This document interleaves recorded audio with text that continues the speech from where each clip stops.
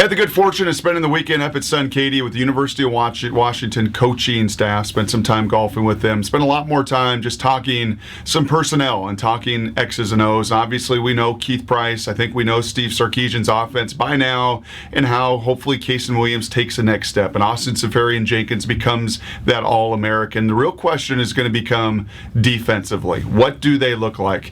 Well, I'll tell you, after spending time with Justin Wilcox and talking about the way he constructs his defense, I think it's important to look at the difference between he and Nick Holt. Nick Holt was a defensive line coach as a D coordinator. He saw the defense, not entirely, but when you're a D-line coach and your focus is there, you understand how important that defensive line is to the whole scheme.